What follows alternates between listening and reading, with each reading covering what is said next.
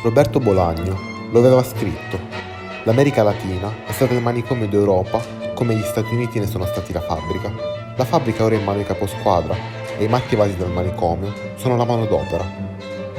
Oltre che essere molto provocatorio, Bolaño era anche un viaggiatore, uno che l'America Latina, partendo dal Messico, l'aveva girata. E anche da qui passerà questo viaggio, dal Sud America a Torino, fino a quell'Europa di cui parlava Bolaño, dalla Pampa al fiume Po, direzione Scuola Holden, per In Viaggio col Sur. Festival tutto letterario targato, guarda caso, edizioni Sur. Una 4 giorni di incontri, di scambi, di scrittori provenienti da quel continente che negli ultimi anni così tanto ci sta regalando, raccontando anche da così lontano la nostra contemporaneità. È un viaggio che ci riguarda, zaino in spalla e via. Ho pensato di restituirvi questo racconto, ma come tutte le storie, abbiamo bisogno di un punto di partenza. Noi ci siamo visti un anno fa al Teatro Parenti, era la prima volta che facevamo una cosa del genere, purtroppo per voi tutti ci è piaciuta, è andata bene e quindi l'abbiamo ripetuta. Quest'anno ci siamo trasferiti, anche perché appunto siamo in viaggio con Sur e abbiamo accettato l'invito della Scuola Holden. Ma la cosa bella della Scuola Holden è che è un acceleratore di esperienze e quindi quando Marco e tutta la banda di Sur ci hanno proposto un festival di letteratura latinoamericana abbiamo detto subito di sì, perché ci sembrava una bellissima occasione per cambiare lingua, parlare un po' spagnolo, guardare oltre l'orizzonte. Era un'occasione per mettere l'accento e srotolare la mappa di una geografia che ha tantissimo da raccontare. Il lavoro che Sur sta facendo negli ultimi anni di riscoperta e di autori noti, così come di scoperta invece di autori emergenti, è prezioso e l'occasione di farli incontrare ai nostri studenti e al pubblico qui di Torino non potevamo farcela scappare. Questo viaggio con Sur ha avuto altri compagni di viaggio, di avventura, che sono l'Università di Torino, l'Università di Salamanca nella sua sede a Torino e il ristorante dove ci troviamo adesso, anzi due ristoranti, il ristorante Volver, argentino, e la Patricia, che ci sta facendo sudare in questo momento, del ristorante Milanga. Festival, forse festival è una parola eccessiva, insomma, una piccola rassegna di una decina di incontri che volevano mettere in comunicazione, in contatto la cultura italiana con la cultura latinoamericana. Ed è qui che ho pensato di partire, chiedendo proprio a questi autori di raccontarci il loro paese di provenienza. Partiamo dall'Argentina, direzione Buenos Aires. C'era qui Alan Pauls, che è stato uno dei primi autori pubblicati da Sur, abbiamo iniziato nel 2012 e 7 anni dopo continuiamo a pubblicare i suoi libri, continueremo ancora per almeno 3 o 4 anni a pubblicare i suoi libri fino ad avere tutta la sua produzione nel nostro catalogo. Parlare di Alan Pauls non è cosa semplice, significa parlare di chi sogna di scrivere da sempre l'Ulisse argentino senza punteggiatura, uno dei grandi autori sudamericani dei nostri giorni, uno che preferendo gli zii non ha avuto bisogno di uccidere i padri letterari. La letteratura è come un sistema di alleanze, non un sistema gerarchico. E le sue alleanze, Pauls, le ha scelte bene, essendo un grande conoscitore di Manuel Puig e di Borges. Leggere Borges per i giovani argentini è un obbligo, un po' come il servizio militare. Con lui, il nostro Nicola La Gioia, per parlare delle letture di infanzia e del percorso fatto di pagine e non che ci rende quello che siamo. Pauls rimane comunque avvantaggiato. Genitori separati nell'Argentina dei 70, le mie biblioteche si erano raddoppiate. Que hablaba muy mal un español con un acento alemán horrendo. E non è solo un discorso di lingua spagnola. In Viaggio con Sur significa trovare anche collegamenti inaspettati. Significa il volto sornione di Nicola La Gioia dopo aver appreso come uno dei ponti tra Italia e Argentina possa essere addirittura Nicola di Bari. E questa non la commento nemmeno. L'Argentina d'altronde è un paese strano, difficile da capire. Ecco perché, partendo dalla letteratura, dovevo chiederlo che tipo di paese fosse oggi. Pauls, che paese è oggi l'Argentina? Creo que como pasa en general, es un país copado por las mujeres, me parece. Hay una cantidad de escritoras que aparecieron en los últimos 10 años, yo diría, muy impresionante, muy sorprendente, digamos, de De 10 primeros libros que aparecen en Buenos Aires, de literatura, de ficción, creo que debe haber 6 o 7 que son de mujeres. Mejores libros o los libros más interesantes que leí en los últimos años son siempre libros escritos por mujeres. No sé si eso es un fenómeno que tiene que ver con una especie de protagonismo global, digamos, del colectivo femenino, o si es un fenómeno más estrictamente literario, pero el mapa literario argentino, como el mapa político, está completamente protagonizado por mujeres. Y es una suerte, la verdad, es una suerte. Recién, digamos, a partir de esta emergencia, o yo por lo menos me di cuenta de hasta qué punto el contexto literario argentino estava hegemonizzato por varones, no? E per ricostruire questo racconto, tra queste donne, c'è un'altra voce che ho interrogato, per un motivo particolare. Ci sono anche autori che sono appena stati pubblicati anche nel loro paese. Il libro di Vera Giaconi, Persone care, Seres Queridos, in spagnolo, lo abbiamo quindi accolto nel nostro catalogo ed è una scrittrice più o meno della nostra generazione, un po' più giovane di me, ma quello è facile, ed è una scrittura molto contemporanea, come è stato detto anche in questi giorni al festival, qualcosa che ti restituisce quello che sta succedendo oggi nella letteratura di lingua spagnola. Hola a todos, buenas noches. È la cura al particolare che caratterizza la Giaconi, la ricerca della ciudad verdadera, una città che è però un luogo definito internamente, il posto dei sentimenti nel quale tutti noi percorriamo le strade delle persone care. C'è però prima una divisione a monte da valicare e affrontare. Tu sei divisa tra due paesi. Innanzitutto, dove ti senti collocata? Definitivamente me siento argentina, porque bueno, es el país donde me crié. Mis padres me llevaron a la Argentina cuando yo tenía 1 año y es donde aprendí a hablar, es donde aprendí a leer, es donde me eduqué y creo que eso es lo que nos define de alguna manera, ¿no? Y de ahí son mis amigos, mi familia sustituta, así que Argentina es mi país. Retrocedía no solo en sus recuerdos, sino también en su manera de estar físicamente en el mundo. Il ricordo è un vero modo per stare all'interno di un mondo in cui trovare l'identità. Torniamo alla geografia. Nata in Uruguay ma naturalizzata argentina, la Giaconi ha tutta l'esperienza per poterla raccontare.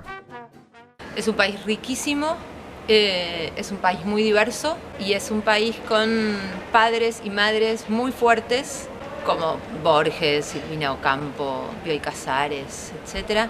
Pero luego César Aira, que creo que están en un diálogo muy vivo y muy permanente con las nuevas generaciones. También es un país que se alimentó y se sigue alimentando muchísimo de las traducciones. Es un país muy activo literariamente. Gli scrittori possono avere la propensione a raccontare il loro paese. Camminano in lungo e largo cercando di fare i conti con ciò che li circonda. Cosa vuol dire raccontare un paese? Come si racconta un luogo? La letteratura non è altro che un sogno guidato, diceva Borges, una sorta di viaggio quindi, ma può essere anche un grande bosco e i capolavori sono i laghi, gli alberi immensi o stranissimi, gli splendidi fiori eloquenti o le grotte nascoste. Ma un bosco è fatto anche di alberi normalissimi, di ciuffi d'erba, di pozze d'acqua, di piante parassite, di funghi e fiorellini selvatici. Bisogna quindi osservare e capire, ci suggeriva Bolagno. Mi sono chiesto come sentano di star raccontando l'Argentina e cosa li spinga nel farlo. Yo creo que tuve ganas de contar la Argentina muy tarde como escritor. Me parece que durante por lo menos 15 años o 20 nunca tuve el país a la vista cuando escribía. Más bien escribía o contra el país o ignorando el país. Y recién, muy tarde, tuve ganas de medirme con mi país en términos literarios, pero no con mi país sino con un momento de la Argentina que fueron los años 70 y ahí escribí la trilogía de la pérdida, la historia del llanto, la historia del pelo y la historia del dinero. Es imposible, digamos, para un escritor contar un país, es imposible para un escritor pensar siquiera representar a un país. Hay una frase de Jacques Vallée que Cortázar cita al principio de Rayuela, que es: nada mata a un hombre tanto como tener que representar a su país. Y yo estoy totalmente de acuerdo con esa frase. Pero había algo en los años 70 que a mí me interesaba particularmente. Yo me formé en los años 70 en la Argentina, y tal vez porque los años 70 en Argentina es una época histórica que no se ha ido, no se ha extinguido. Entonces esa fue un poco la entrada con la que yo por primera vez decidí que lo que yo escribía, que es ficción, iba a tener algo que ver con algo que había sido o sucedido en la Argentina. Deja de pensar un momento. Tanto poi taglio, Ok. tranquillo. Es una combinación la Argentina que estoy mostrando. Es una combinación de la Argentina de los años 70 y 80 con una Argentina más actual, pero siempre está contada de una manera muy difusa. Es casi como un telón de fondo muy, muy difuso, pero que sin embargo marca las relaciones o marca los tiempos o marca ciertos elementos de la trama muy, muy particulares. Creo que el país está también en la lengua en la que hablan los protagonistas. Los personajes siempre hablan en un castellano muy porteño, no es ni neutro ni uruguayo, es bien porteño. Entonces creo que quizás ahí es en el lugar donde se ve más actualizada la Argentina, en la manera de hablar de sus personajes. Raccontare significa anche fare un salto nelle origini, camminare tra quegli autori che sono stati modelli per costruire quel racconto, per capire come si potesse narrare di quel luogo. Quali sono quindi questi maestri di argentinità?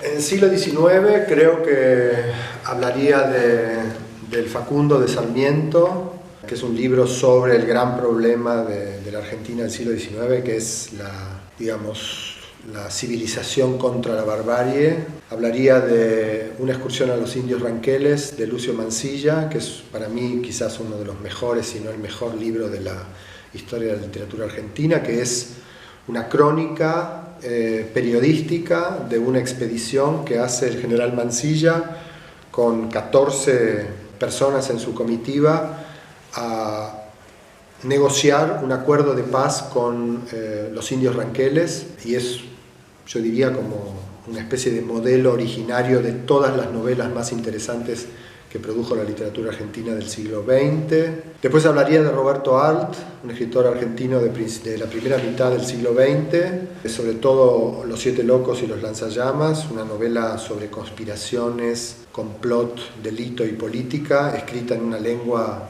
argentina completamente bizarra, inventada por el propio Arlt. Después hablaría probablemente de algunos relatos de Borges, un ensayo que para mí es clave, que es El escritor argentino y la tradición, un ensayo de 1950, creo, 51, que de algún modo sintetiza, yo creo, cuál es la posición del escritor argentino frente a la cultura del mundo, una posición periférica, menor, anónima y por lo tanto perfecta para alimentarse y vampirizar todas las culturas del mundo. Hablaría de Rodolfo Walsh, un escritor muy importante de fines de los años 60 y 70, donde la idea de vanguardia política y vanguardia artística entran en una relación extraordinaria.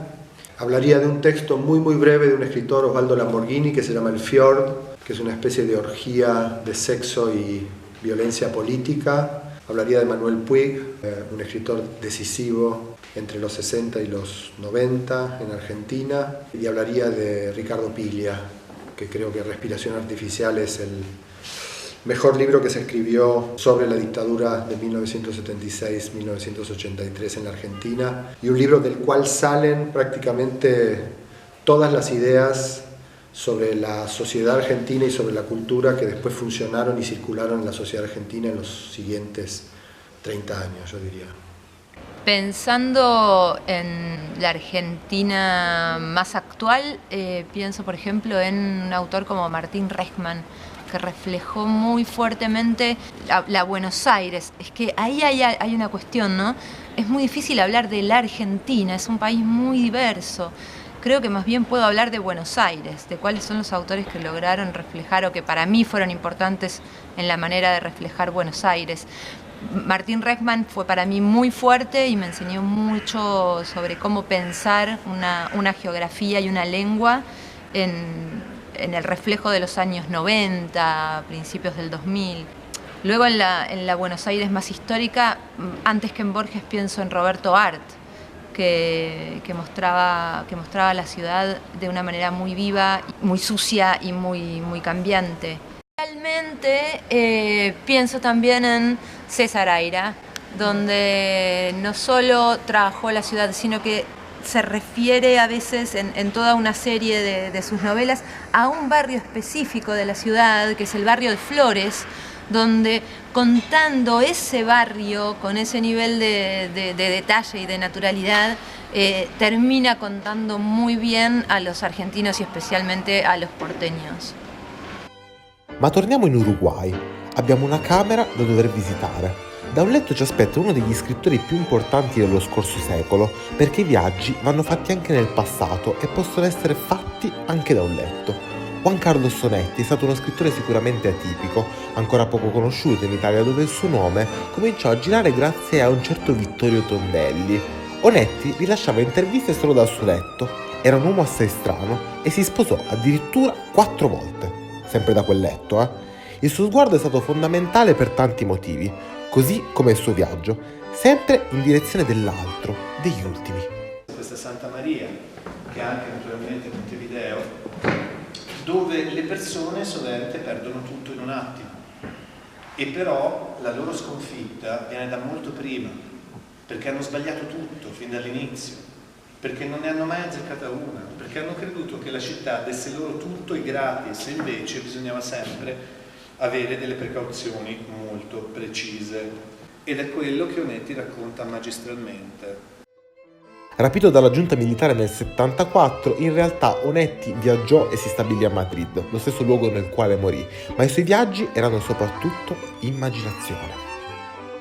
C'è un lavoro che Onetti fa in modo straordinario sulla immaginazione, come quanto l'immaginazione sia devastante e deleteria nella vita quotidiana.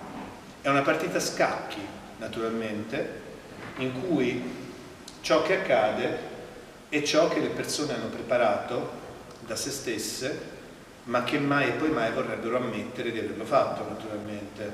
Questo scacco continuo arriva sempre come una sorpresa terribile, eppure tutte le tracce erano lì presenti. E quindi è l'altro nodo fondamentale: se le persone, come oggi fingiamo, possono davvero vedersi su un altro piano nelle proprie azioni, o se banalmente siano sempre vittime di un completo e rischioso giro di eventi di cui non dominano alcunché. Foglie portate dal vento, creature non capaci di incidere nel reale. Onetti è bravo, come pochi altri scrittori del Novecento, a raccontare questo mondo delle persone non eroiche. Se notoriamente la letteratura nel Novecento ha adorato con le dittature, a destra, tanto ritornata di moda, l'eroe, colui che arriva e risolve tutto, nel mondo di Onetti non ci sono eroi, ci sono persone. Di nuovo in Argentina, ma con un ponte verso l'Italia questa volta. Questo è il viaggio di José Muñoz, il mago del bianco e nero, colui per il quale la non arte è un qualcosa che ti carezza caldamente le viscere, come l'affetto che ti viaggia dentro fra gli organi, capito? Il suo è un viaggio verso nuove strade, con un'attenzione maniacale al particolare argentino che però riesce a parlare a tutti. Figlio di una città precisa, ma immigrato verso il mondo. Pennello punta fila al seguito. Allora con Carlos, lo scrittore Carlos Sampaio, ci siamo, essendo figli di quella città e amandola al di là dei suoi notabili difetti, anche noi abbiamo dei difetti notabili. È stata una costruzione collettiva a partire dall'eccellenza di questo immigrato francese, ai 2 anni di età è arrivato all'Argentina e si è formato lì, Charles Romuald Gardès, che è l'unico vero supereroe, diciamo, che noi possiamo apprezzare, diciamo, come supereroe, che è una parola abusata, antipatica, diciamo che mi si mettono i peli, diciamo, mi nervoso. nervosisco quando vedo il supereroismo soltanto messo nel giro di questi supereroi nordamericani. E questa Argentina a fumetti? Buona parte della mia prima e seconda carriera ho raccontato visioni che credo che possono essere denominate argentine per il tipo di costruzione psicologica e storica della gente del nostro paese, però che si svolgevano in paesi che io non conoscevo, gli Stati Uniti, paesi dell'Europa, nel campo del fumetto nel quale io ho cominciato a lavorare. Una volta che con Sampaio abbiamo deciso di affrontare tematiche argentine, abbiamo fatto Sudor Sudaca negli anni '80, allora lì è incominciata a apparire l'Argentina d'accordo alle nostre visioni del momento. Credo che abbiamo raccontato lo scombussolamento identitario del paese nella sua parte buona, nella sua parte un po' disintegrante, di difficoltà di armonizzare i frammenti, ma fondamentalmente abbiamo raccontato l'Argentina che vedevamo da lontano, da qui dall'Europa, martirizzando i suoi figli e uccidendoli. Il regolamento di conti che il partito militare latifondista argentino ha esercitato di forme sistematiche contro la sua popolazione, ma simultaneamente abbiamo raccontato gli affetti, tentato almeno, voglio dire, gli affetti e la formazione multietnica dell'Argentina, la grazia delle lingue mescolate, nel caso delle nostre scritture prima, dopodiché nelle traduzioni queste cose è difficile trasportarle, però volevamo fare disegni argentini e scrivere parole argentine. Abbiamo raccontato storie che si sono svolte nella diaspora politica dei rifugiati nei paesi europei durante gli anni criminali dei militari, o forse non tanto modiche allegrie argentinoidi, le nostre allegrie, modiche allegrie e l'affetto che portiamo verso il paese. Appartieni a un'arte differente che il fumetto. E mi andava che tu mi parlassi di quei maestri che ti hanno fatto capire come si racconta l'Argentina. Può essere Van Gogh come può essere Cortázar. Quei due, diciamo, parlandomi della sacralità della bellezza, uno con parole, altre con linee, al di là dell'Argentina, mi hanno insegnato una cosa che io perseguito, diciamo, delle forme che posso, diciamo, dietro la persistenza del mio lavoro, però dopo, diciamo, ci sono, in questo caso, disegnatori, però anche Borges o Cortázar o José Hernández come scrittori, pittori e disegnatori, come Carlos Rome, come Juan Arancio, come Rapela, che hanno raccontato storie che si svolgevano nella profondità della Pampa. Diciamo che questa Argentina multifacettica, multietnica, multiculturale, multisottoculturale, tutto assieme, questo trambusto identitario argentino, diciamo, che nella mia esperienza, diciamo, Van Gogh ha preso una specie di atmosfera argentina attorno, perché io ho proiettato la mia circostanza quando ho visto le sue meraviglie, diciamo, può essere che io abbia argentinizzato i miei piaceri, però tutti questi maestri di diverse origini che conoscono o non hanno niente a che vedere con l'Argentina, insomma, il tremore della bellezza e la pretesa e l'esigenza di giustizia, no? La bellezza è forse indipendente dalla giustizia, ma è giusta in sé. Dobbiamo muoverci da un estremo all'altro, dal sud al nord. Ah, il Messico, un posto sicuramente difficile, ma pieno di poesia, devozione, tradizione. Octavio Paz, uno dei più grandi poeti messicani, diceva che la memoria non è ciò che ricordiamo, ma ciò che ci ricorda. La memoria è un presente che non finisce mai di passare, e i messicani di memoria e di presente ne sanno qualcosa. La prima messicana che ho incontrato era vecchia conoscenza, una voce che avevo già avuto modo di amare, ma che ho interrogato nuovamente. Lei in Messico non ci vive più. Il Messico l'ha temprata, l'ha formata, l'ha addirittura scioccata, quando l'ha fatta trovare nel bel mezzo di una sparatoria in cui sono morte diverse persone. Laia Cufresa è uscita in Italia nel 2017, quindi sono passati 2 anni da quando è stata pubblicata e chiaramente in lingua originale era uscita ancora un po' prima. Quindi c'è sempre questa piccola dilazione, come fosse proprio un jet lag, un fuso orario editoriale tra quando il libro viene scritto ancora prima, poi viene pubblicato nella sua lingua originale, poi quando viene tradotto, infine quando viene pubblicato, e poi, come succede adesso, passa ancora del tempo e l'autrice arriva qui in Italia in un festival a parlare del suo libro. Questa dilatazione del tempo in realtà è qualcosa che attraversa le culture, che oltretutto ci parla di cose che per esempio noi non conosciamo. Io prima di leggere il libro di Laia non sapevo cosa fosse una milpa e non l'avevo mai sentita nominare, così come non ero consapevole che esistesse una scrittrice così vivace a migliaia e migliaia di chilometri da qui. Però poi quando ci si ritrova a tavola o anche a una conversazione letteraria vedi che sono più le cose che ti accomunano di quelle che ti distanziano, e questo vale appunto anche per il passare del tempo. Il fatto che lei si sia trovata qui l'altro giorno a parlare a dei ragazzi di un liceo di Torino di un libro che lei stessa aveva concepito magari 5, 6, 7 anni fa, e questi ragazzi che forse hanno letto poca letteratura internazionale ancora, quindi magari si avvicineranno con gli anni ai suoi libri, ci fa pensare che magari passa un lasso di tempo molto lungo tra quando il libro è stato pensato e quando viene finalmente recepito. E questa è anche l'idea di costruire, l'idea e anche l'ideale di un editore, di costruire dei potenziali classici del futuro.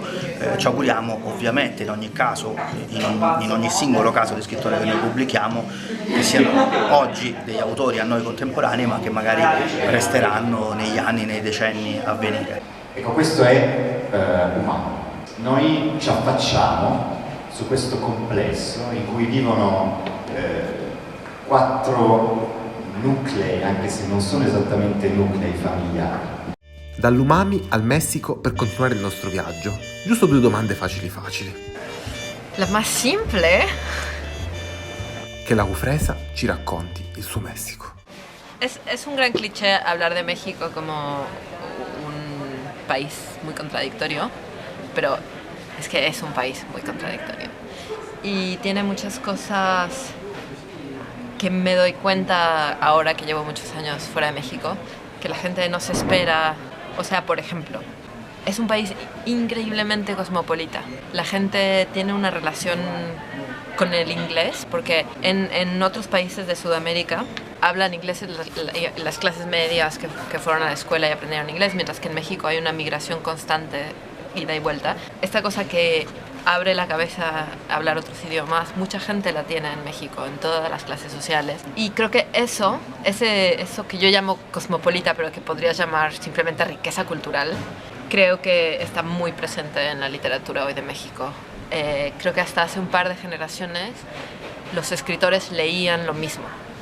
Y hoy es evidente que los escritores mexicanos tienen voces muy distintas porque vienen de lugares muy distintos. También es un país absurdamente centralizzato. Un paese cosmopolita, uno sguardo che arriva ormai da fuori. C'è però Eduardo Rabasa. Lui il Messico continua a viverlo da un altro punto di vista, alimentando un discorso culturale ben preciso. Eduardo Rabasa è, oltre che scrittore, anzi principalmente da più anni, editore. Ho apprezzato per molti anni il suo lavoro, il lavoro che ha fatto la sua casa editrice Sexto Piso. In qualche modo c'è una sorta di comunanza, di interessi, anche se pubblichiamo libri diversi, di tanto in tanto ci capita di condividere un autore, ma è più quello che ci muove a fare l'editore che ci fa riconoscere tra noi come fratelli editoriali. Come scrittore ha pubblicato finora 2 romanzi e scriverà, ha appena finito di scrivere una raccolta di racconti. Noi abbiamo pubblicato il suo Cintura Nera, un romanzo che è un po' una grande allegoria di questi tempi, lo fa attraverso uno stile e un tono grottesco, ironico, anche con momenti ogni tanto un po' più cupi, più riflessivi, ma è una grande satira della nostra società. Lui è, tra le altre cose, traduttore e ha tradotto dei libri di Orwell in spagnolo, e Orwell è proprio la sua figura di riferimento. L'ironia e l'umorismo nero sono importanti sia nella letteratura sia nella vita, soprattutto in una realtà come quella messicana. L'ironia è una sorta di riscatto, ma continuiamo il viaggio per questo Messico, vediamo di accordarci. La literatura mexicana está pasando, en mi opinión, un gran momento. La literatura mexicana contemporánea, es decir, generaciones más jóvenes, más allá de los grandes nombres ya canónicos.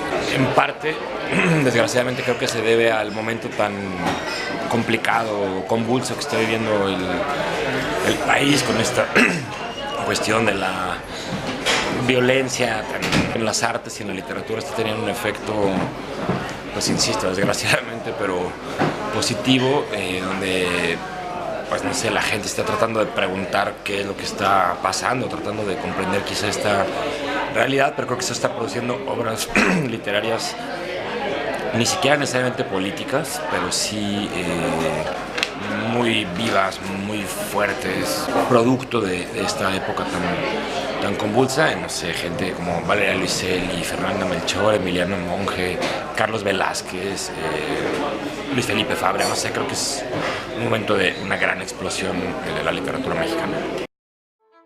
Il viaggio è apertura, è il racconto dell'altro, di nuove prospettive, di quell'essere cosmopoliti di cui stiamo parlando. Di nuovi giri, giri, giri e giri. E sempre da qui c'è l'ennesima discesa da dover intraprendere. Discesa nelle profondità dell'animo universale, idioti.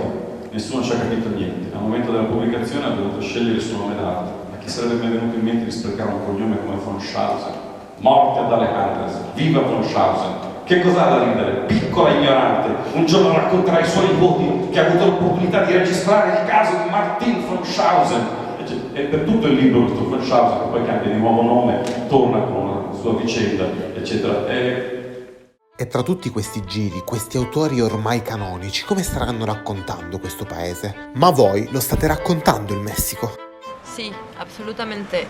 No de una manera, sin ninguna voluntad global. O sea, México, incluso la Ciudad de México, pero sobre todo más el país, es muchos lugares muy distintos, muchos acentos. Es un país muy centralizado. Durante mucho tiempo la gente de la Ciudad de México, que todavía tiene más privilegios, pero eran como los únicos que publicaban. Ahora existen editoriales en distintos lugares y la gente de provincia puede... Y yo crecí en provincia, no me siento de ningún lugar, o sea, nací en la Ciudad de México, crecí en provincia, a los 15 años me fui de México, entonces no tengo como ningún tipo de nacionalismo, ni me interesa mucho la pregunta de qué es lo mexicano, o como he oído a algunas personas decir, como escribir la gran novela mexicana. Todo eso está muy fuera de mi interés, pero en cambio me interesa mucho el lenguaje, la manera en que nos hablamos y la manera en que no nos hablamos, los tabús, las cosas que no se pueden decir en México, la incapacidad que sí me parece muy mexicana a decir que no, por ejemplo. El decir que no en México es una grosería. Entonces todo mundo tiene que hacer siempre espirales con su vida tiene que decir que sí, pero no quiere hacer la cosa. Esto me parece una infección social terrible. Esos aspectos son los que me interesan más. Muy buena pregunta. Bueno, justo me lo han preguntado en algunas entrevistas en México. Tú, o sea, yo, no escribes pues sobre estas cosas, ¿no? Sobre la violencia, sobre migración o el narco, ¿no? Que son temas muy presentes en la literatura mexicana contemporánea. Y lo que yo pienso al respecto es que, en primer lugar, es cierto, pero que mis libros tratan, según yo, en parte sobre como la violencia subterránea, la violencia estructural, quizá un poco más discreta o invisible, que en mi opinión es la que luego produce esta otra violencia más espectacular, ¿no? O sea, cuestiones como el racismo, el clasismo, la misoginia, las relaciones laborales, o sea, los libros que tratan un poco sobre eso, y en ese sentido creo que son, en mi opinión, muy mexicanos, pero de una manera quizá un poco menos evidente. Y me acerqué a él y fue muy amable, pero no defendió il libro, no sé qué, entonces me convenció más de mi argomento, no? O sea, como que fue... Una delle parti più importanti del viaggio è il dialogo con terzi, il confronto. È così che capisci che dal Messico non sai mai cosa aspettarti. Un paese fatto di strati complessi, di strade imprevedibili, di vie nascoste e fameliche. Indicarne il compito della letteratura.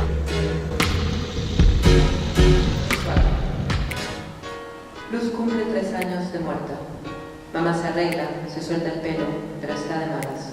Quema el pan tostado. Se me cae un poco de jugo al piso y dice, perfetto. Mi interessava anche in questo caso viaggiare tra i maestri, tra coloro che hanno illuminato la via di un nuovo racconto. Hace rato mencioné a Jorge Ibargüengoitia, que para mí es siempre un autor al que vuelvo mucho. Escribió relativamente poco porque murió bastante joven, pero digamos que para mí México suena a eso.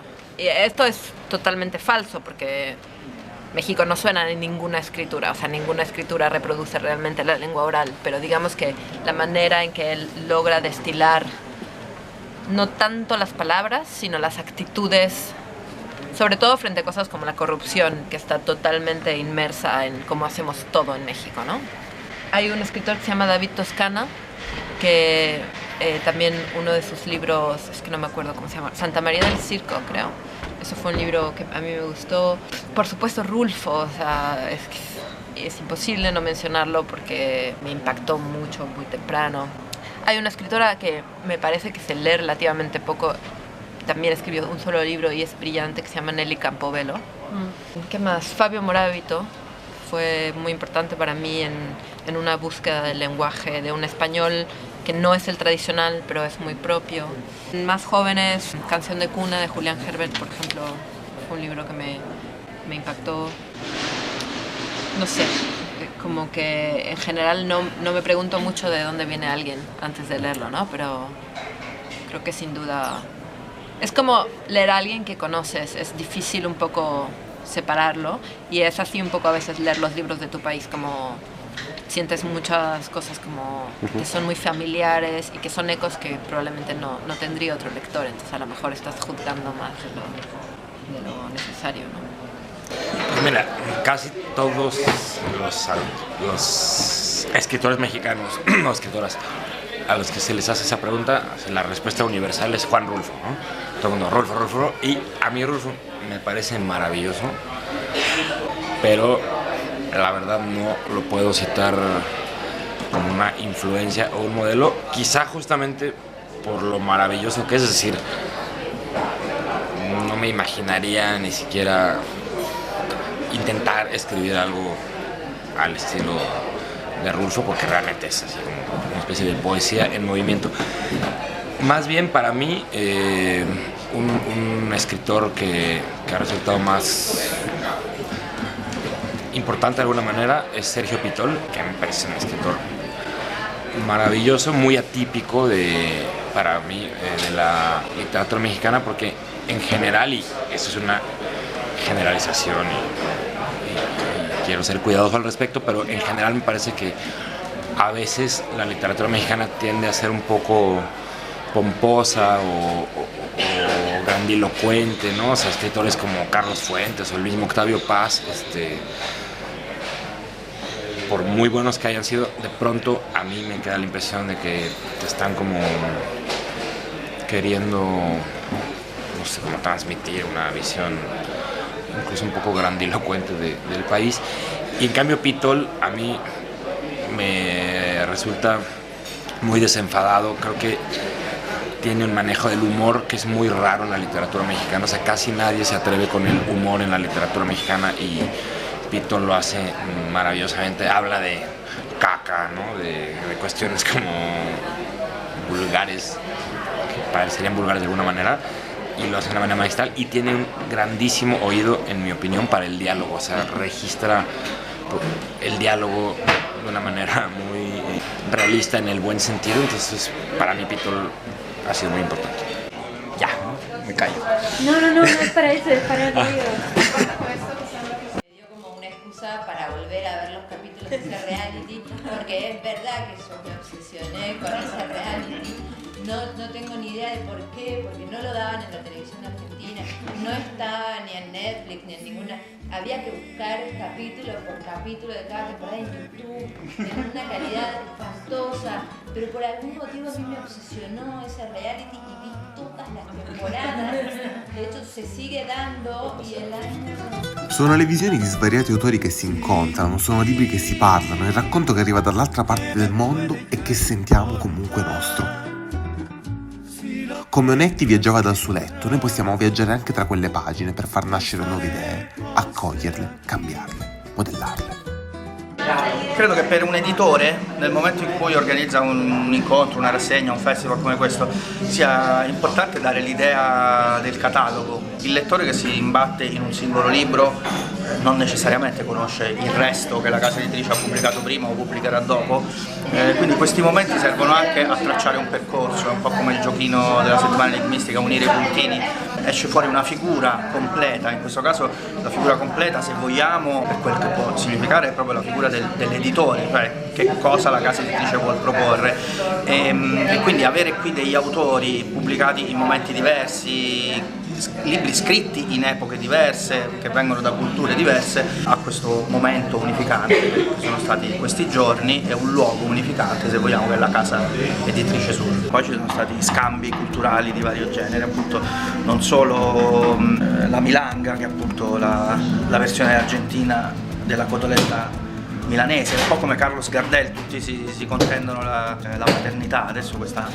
milanesa sembrerebbe essere italiana, però in Argentina hanno inventato quella che per me è la miglior sintesi culturale che si potesse immaginare, cioè la cotoletta alla pizzaiola che viene chiamata milanesa napolitana.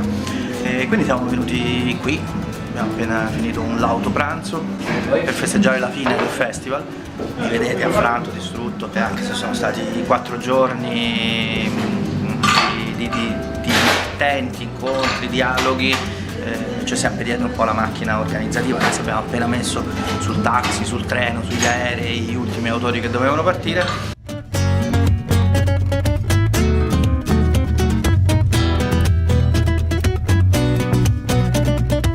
E la giornata conclusiva è stato questo bel dialogo tra autori italiani che raccontavano il loro romanzo, racconto, testo letterario latinoamericano preferito.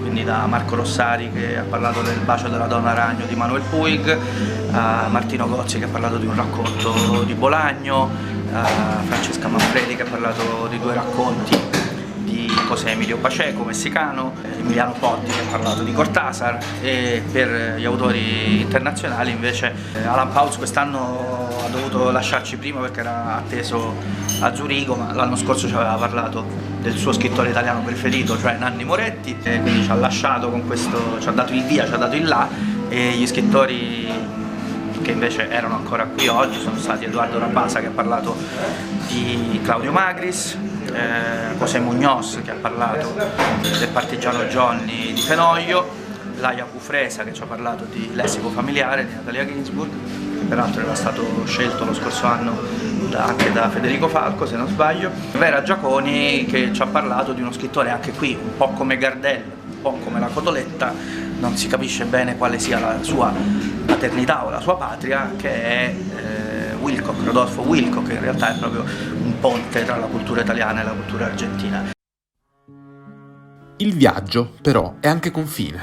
Per me il confine è un limite. Così mi ha detto Alan Pauls in una nostra chiacchierata che vi lascio nei link di questo viaggio. Mi sembra che questo sia interessante come punto di tensione e di resistenza tra 2 o più forze che possono entrare in relazione, possano essere queste lingue, paesi o culture diverse. Tutto è alla fine come il bagaglio che ci trasciniamo dietro, quello fatto di esperienze, parole, ricordi, quello che di confini ne ha passati tanti, quel bagaglio che per il pirata medio diventa gaudio e sublimazione se riempito di libri.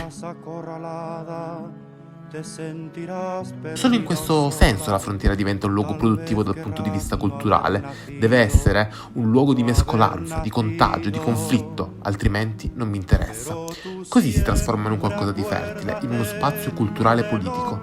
Dico che ci deve essere una tensione, un problema. E che cos'è la letteratura se non un dolcissimo agglomerato di problemi e di incroci?